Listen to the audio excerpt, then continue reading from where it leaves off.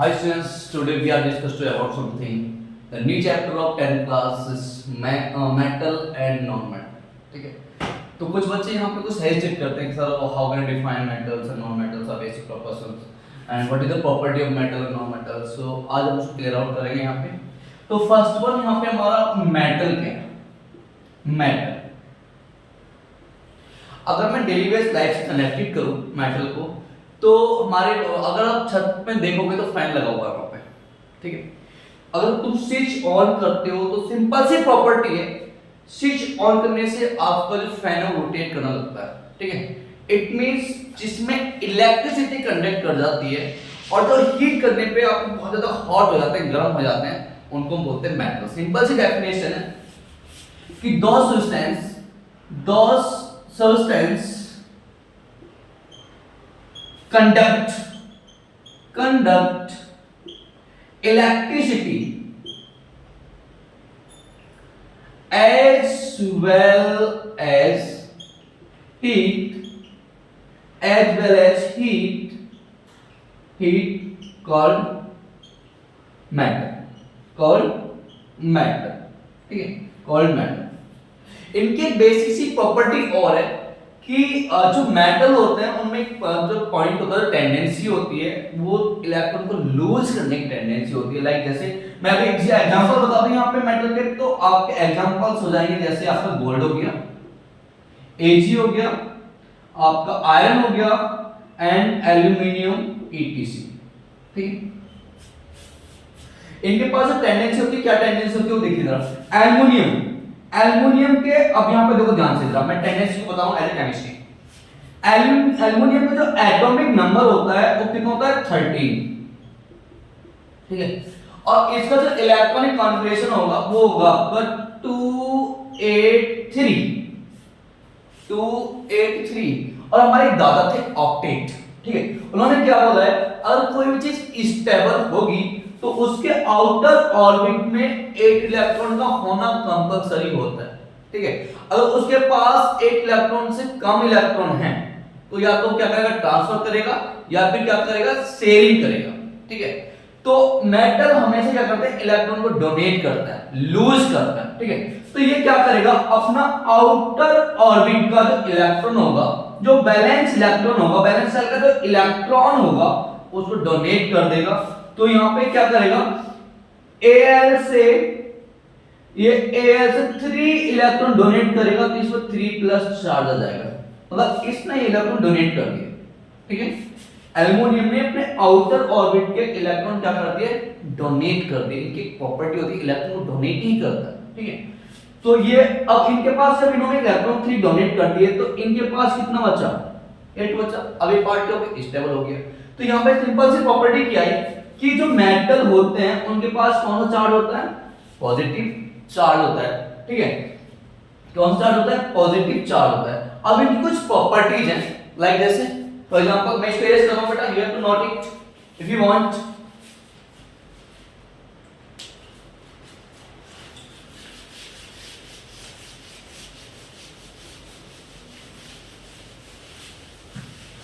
Metals की property, पहली property metals की है वो है आपकी डक्टिलिटी,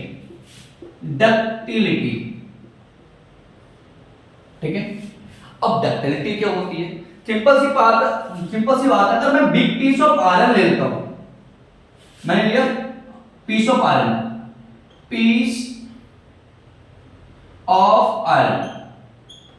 मैंने पीस ऑफ आयरन ले लिया और इसको मैं थिन वायर में कन्वर्ट कर दूं, कन्वर्ट इनटू थिन वायर यानी पतले वायर में कन्वर्ट कर दूं, तो ये जो प्रॉपर्टी है इस मेटल की, जो आयरन की, उसको बोलते हैं डक्टिलिटी. अंडरस्टूड कि a big piece of metal converted into thin wire is called ductility of that metal, right? और अभी तक मैंने जो फैक्ट देखा है वो फैक्ट क्या है कि आप 1 ग्राम गोल्ड से, यानी 1 ग्राम जो गोल्ड है, 1 ग्राम गोल्ड कैन बी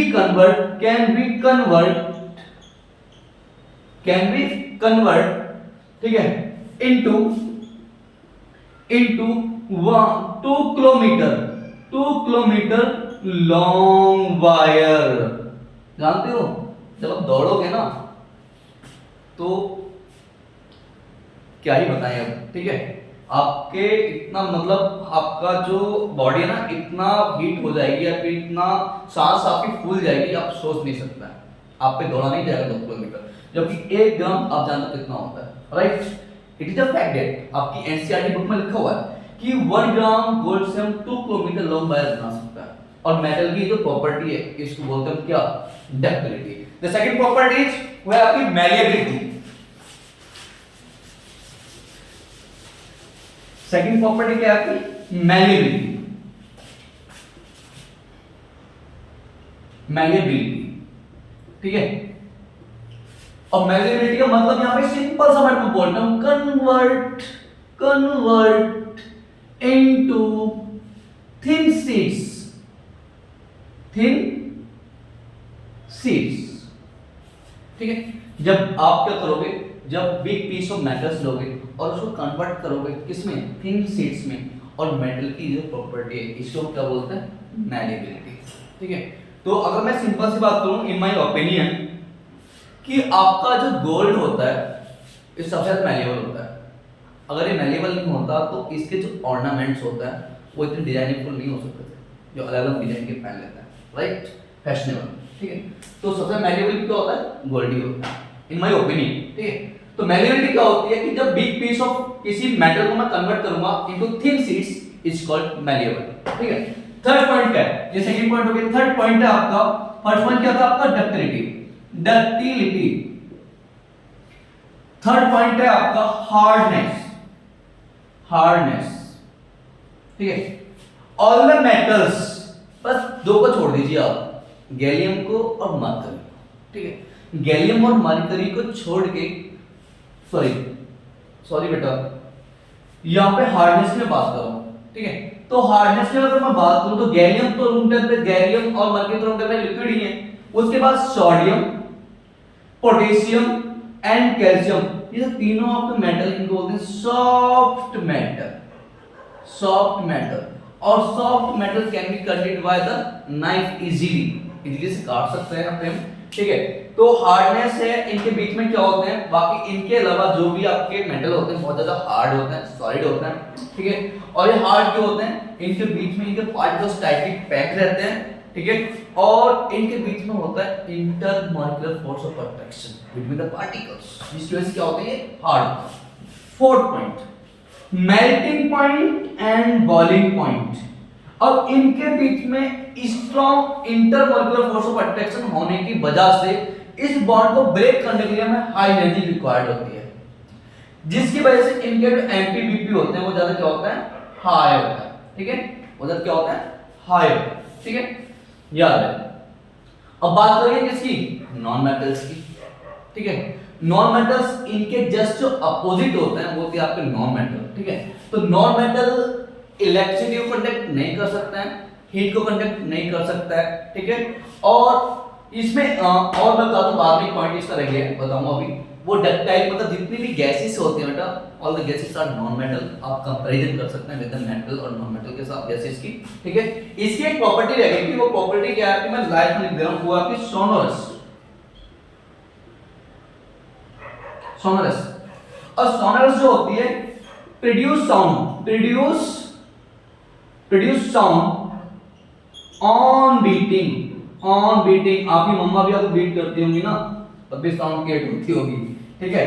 तो produce sound on beating, like मैं कह सकता हूं कि अगर आप कोई टेंपल वगैरह में जाओगे वहां पे क्या होते हैं, वहां पे घंटे होता है लगे हुए, सिंपल से लैंग्वेज, ठीक है। सबसे पहले हम क्या करते हैं, उसी को हाथ मारते हैं बहुत तेजी से, ठीक है। तो वहां से हमें साउंड क्रिएट होती है, ठीक है। तो उस प्रॉपर्टी जो, वो जो प्रॉपर्टी है आपकी मेटल की, उसको बोलते हैं सोनोरस, ओके। अब बात करेंगे यहाँ पे नॉन मेटल्स की, थोड़ा बता दिया मैंने, we are discussing here non metal.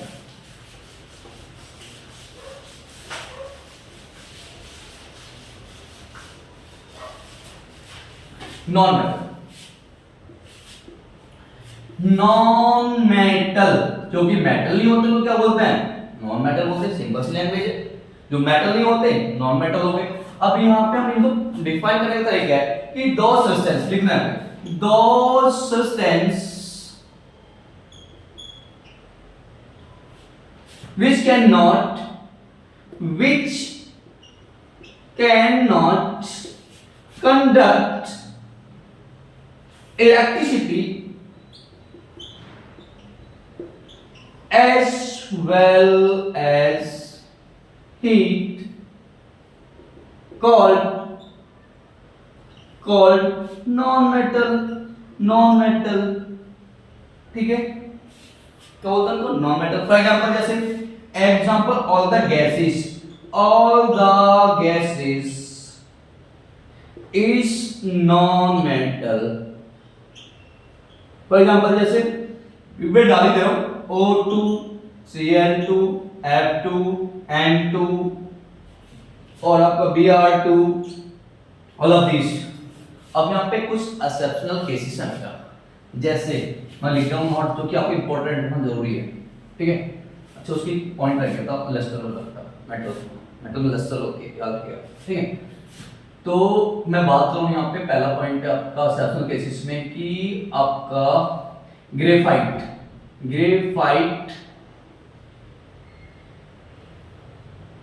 is a non-metal which conduct electricity, ठीक है। एक अकेला ऐसा नॉन मेटल है जो क्या करता है, इलेक्ट्रिसिटी को कंडक्ट करता है। याद रखिएगा इट्स इंपॉर्टेंट पॉइंट कि अगर आपको पेंसिल की लीड या पेंसिल को आप कभी स्विच में मत डालना, क्योंकि पेंसिल की जो लीड होती है वो आपकी ग्रेफाइट से बनी होती है और ग्रेफाइट क्या करता है, इलेक्ट्रिसिटी को कंडक्ट कर लेता है, तो आपको करंट लगने के चांसेस बढ़ जाते हैं। कभी भी इसको यूज मत कीजिएगा इलेक्ट्रिसिटी, ठीक है। दूसरा पॉइंट क्या था कि iodine is a non metal which conduct sorry which not conducting which have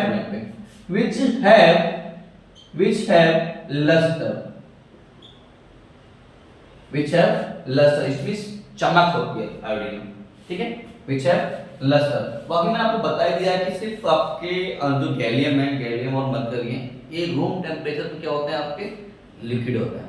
सिर्फ ये केवल दो ऐसे मेटल हैं जो रूम टेम्परेचर पर क्या मिलेंगे, लिक्विड मिलेंगे, और इनका जो मैक्सिमम यूज है आपको थर्मामीटर वगैरह में यूज करने को मिलता है ना, कि उसका मरकरी का।